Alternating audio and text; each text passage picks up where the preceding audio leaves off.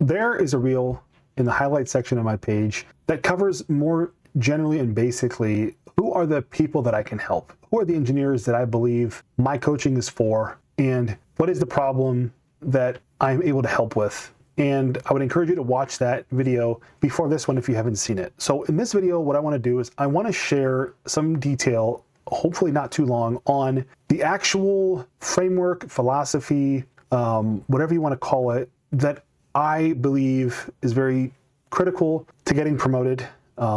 And I'm not going to go into excruciating detail to keep the video reasonably timed, but I want to cover some of it just so that you get an idea of what are the concepts, what are the core, things that I, through my coaching, would try to help you with, would try to help get you some real world, reps with, and what does it kind of take overall to become an engineer who is really obviously ready for that next level, that next promotion, etc. So I'm a pretty visual person myself. I like to annotate things, to draw things out. So I'm going to draw it out here and hopefully in a reasonable amount of time, but this will give a little bit of detail in terms of my philosophy, framework. I know a lot of coaching can seem like a lot of hoodoo, voodoo, feel good stuff, but I have some pretty core base principles that I've applied myself in my career and have applied with others that has had some success. And there's a general level to it, but then through our coaching and our one-on-one sessions, we can dig into more detail. And the key will be applying these concepts and frameworks to your role, your specific situation, your projects, your relationship with your manager, how your company operates, your department, and ultimately your goals and aspirations, et cetera, et cetera, et cetera. So let me switch over here.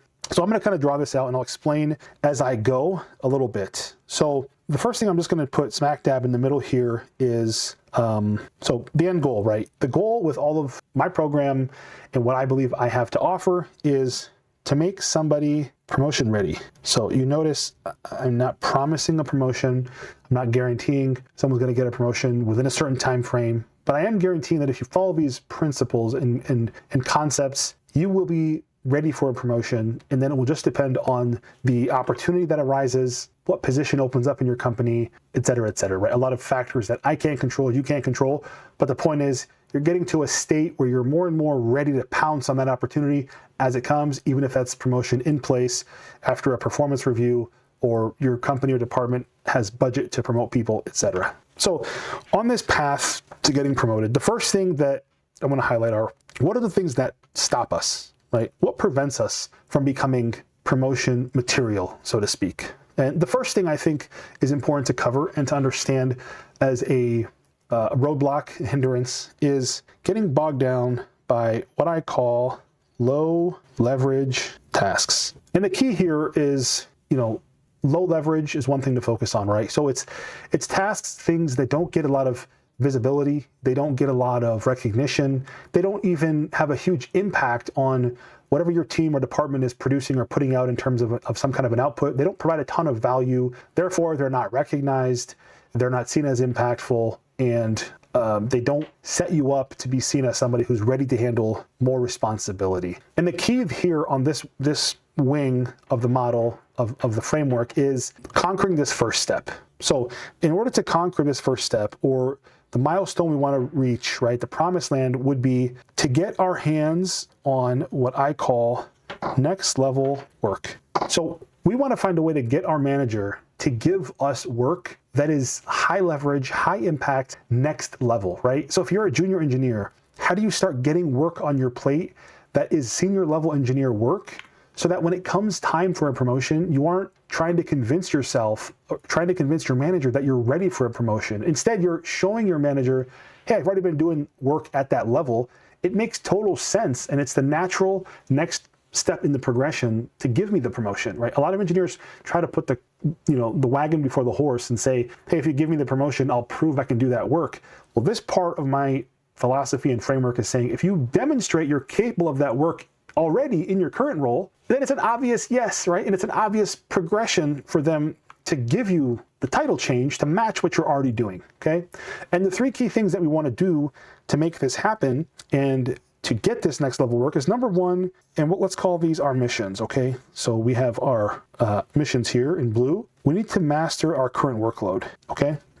No reasonable manager is going to consider giving you more work at a higher level that's higher impact and higher leverage and higher visibility and more, on the line and more at stake if you can't already demonstrate that you have mastery over your current workload. So we'll talk about ways to get that to happen, and we'll talk about strategies where you can get your current workload under wraps, completely locked down, where your manager is not holding your hand. Nobody is looking at you as somebody who isn't able to handle their current workload. That is the first mission to getting this milestone of next level work, okay? The second mission we want to complete is training others, okay?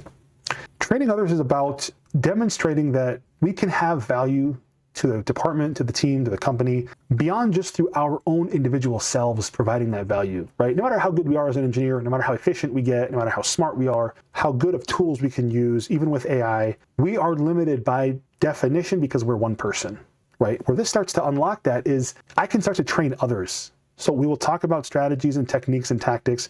How do I start to train other engineers so that I can not only offload some of the busy work that I have to somebody else that might be needing more work or as an entry-level newer person on the team, but also I want to demonstrate to my manager and others that I can increase the value that I provide to this company and to this department and team by increasing the value of other people on the team.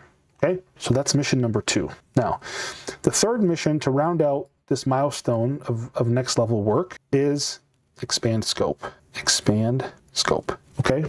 And expand scope is about, okay, we've demonstrated that we've got our workload under wraps. We've demonstrated that we can train others on doing work and adding value and making other people more valuable. Now we need to actually expand that scope and, force, not in a bad way, but we need to force our manager to give us that next level work so that we can do what I said in the beginning and demonstrate that getting the title change, getting the promotion, is a low-risk decision for our manager. It's not a high-risk thing. We're already doing the work at that level. It actually becomes a no-brainer. Like, why wouldn't you give me the promotion? I'm doing the work of a senior engineer now. It's kind of unfair that you don't make me a senior engineer, right?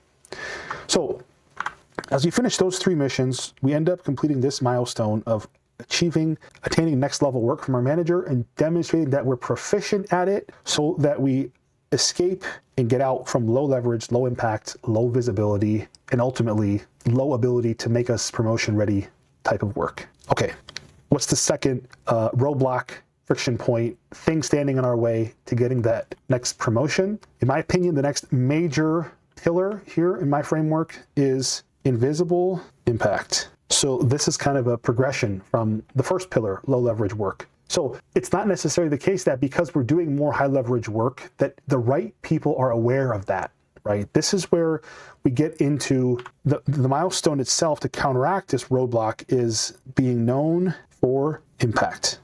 It isn't enough alone that we are doing high level work, high leverage work at the next level. And maybe just our manager is aware of it. We need a wider audience to know the impact of what we're doing and to be aware of this next level work that we're demonstrating our capabilities at. So we have a few missions here for this one as well. And the first step, the first mission is to demonstrate our value. What I mean by this is a lot of times we have really impactful projects, impactful work. We're affecting something large. We're doing something that adds a lot of value to a lot of people downstream of us, upstream of us, but nobody is really attaching our name to the value that we're unlocking with that work. Right? So it's really about just being clear and communicating out what is the value that I have provided by doing the projects and the things that I've delivered, making sure that the total value of that to our department, our company, our end product, our customer, it's clear and it's being broadcast to a wide enough audience. The second piece or second mission for this milestone of being known for impact is to spread the impact. Okay, so it's a little bit different. The demonstrating value is making people aware of the value we have and we add. Spreading the impact is how can I take what I've already done and let other teams and other departments benefit from it, right? One of the biggest problems big companies have is communication.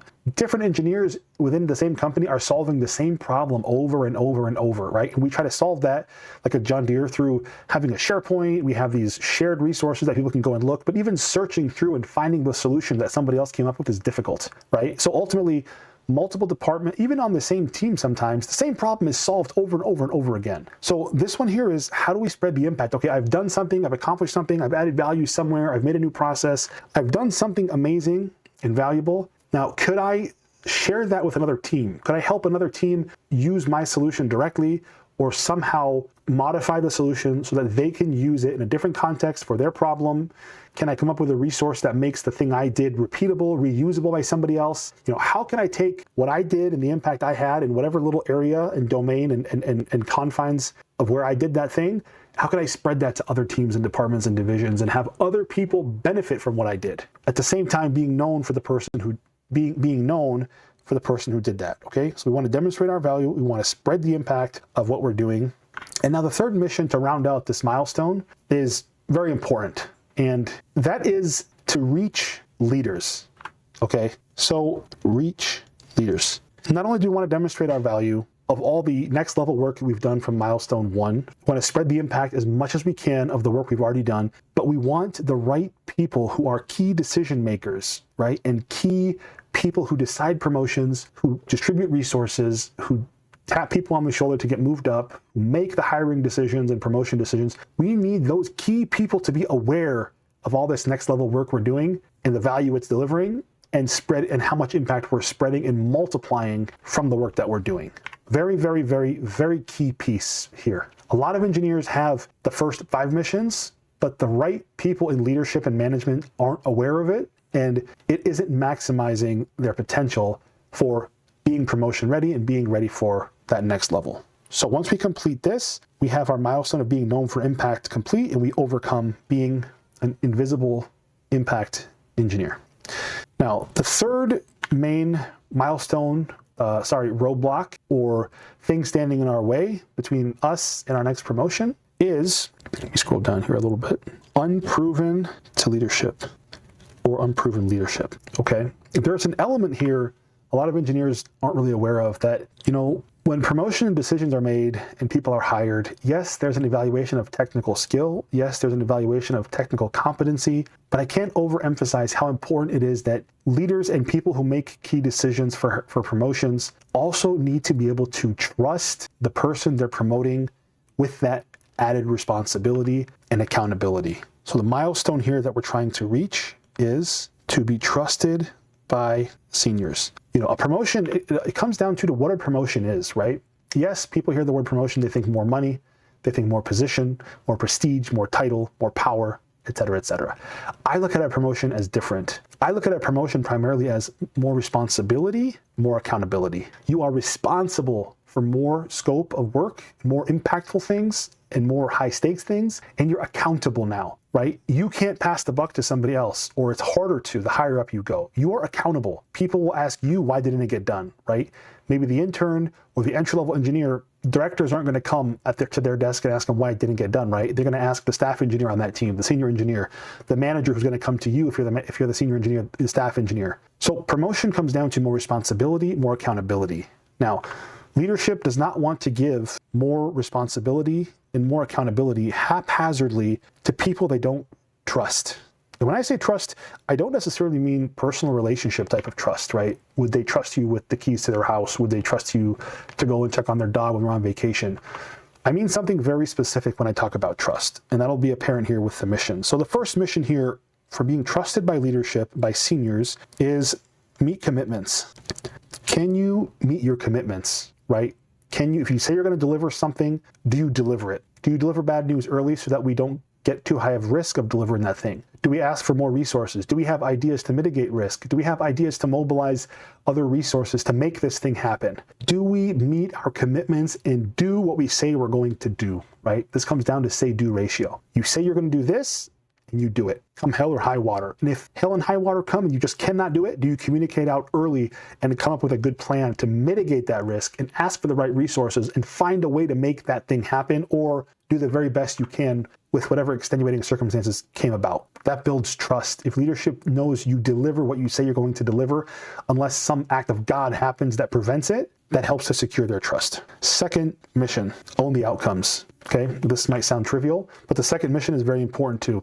when I became an engineering manager and as I got more senior at the company, I made a conscious decision to be what I thought was the best manager I could be or the best senior staff engineer. And one of the qualities that I think is an amazing quality in a position of leadership, and I think almost if you don't do this, I don't know if you're doing it correctly, that is when things go well, you take none of the credit and give all the credit to your team and the people around you. And when things go not well, you take all the blame and you shield the people around you from taking blame. So that's kind of the sentiment of what this is looking at. Do you own the outcome? It's okay to make a mistake. It's okay to not deliver something if there were, unforeseeable circumstances or whatever the case may be, right? But the point is, you lose trust in leadership if you're a person who dodges responsibility, you don't take ownership of the outcomes, and you try to deflect blame and find another reason why things didn't get delivered. And this doesn't just happen on a single team. Companies get big and get tribal very, very fast. And you'll find a lot of times the software testing people blaming the software development team, the software development team blaming the software testing team, the software testing team blaming the field service team, right? Do you take ownership over what you're responsible for? And when you don't deliver, when things don't happen correctly, take ownership of it, own the outcome. That will build an enormous amount of trust with leadership. Now, the third and final milestone that we talk about is influencing others. This is a pretty broad mission, but it's very important the higher up you go in any company, in any role, but especially in engineering, to be able to influence others with and without authority. With authority is a lot easier because if you're somebody's manager, then they kind of have to do what you're asking them to do. But assuming you're coming to my page and through this program, not as a manager wanting to get into a management position or a senior engineer or staff engineer, the quality of influencing others without authority is very, very, very important, right? How can you get other people to dedicate their time, their resources, their effort, their brain power, their money to solving the problems you're trying to solve in a way that isn't manipulative, that doesn't make people feel blackmailed, doesn't make people feel uncomfortable, right? Is an incredibly, incredibly powerful quality to be able to develop for your professional life and your personal life for that matter. But professionally, very, very, very profound. And that rounds out the third mission in this milestone of being trusted by seniors at your company, which gets us through the roadblock of being unproven to leadership. So this is a high-level overview of what I would call my philosophy, my framework. There's a lot of detail that could be added here, and there's a lot of nuance to a lot of different pieces here. And there's always tons of stuff that could be valuable, but I try to break things down when I coach people and help people to big actionable things that can make a big difference, right? We don't want to spend major league time on minor league things, right? We don't want to spend 30% of our time on something that might only yield 2% of the results or contribute 2% to the results of being ready for a promotion and being considered for a promotion. So on this path to getting ready for a promotion, we want to get our manager to give us next level work. We want to be known for our impact, and we want to become trusted by seniors and by leadership at our team. And these are the core concepts that I work with on folks in the one-on-one coaching program, and we'll take all these missions and we'll try to apply them the best we can to your specific role, your specific company, the projects you have, the type of manager that you're working with, and customize them to allow you to accomplish those missions and to accomplish those milestones and get through those roadblocks to make yourself ready the next time the opportunity for a promotion comes about, whether that's something you apply for, an interview for, or your company has a mechanism to give you a promotion in place. Either way, it's applicable. And I wanted to lay that out visually. So a lot of people have coaching programs that are kind of more, I guess, feel good, kind of little hoodoo voodoo, motivational kind of stuff. The concepts I teach and the concepts I help coach people through, they're very tangible, they're solid, they're very well defined, laid out. Hopefully that gives you a better idea. And if you have any questions, as always, about anything in this video or any other video on my page, feel free to DM me anytime. And if we need to set up a Zoom call, a 10-15 minute chat, no problem. We can set that up and talk through some more detail if you would find that helpful. Thanks.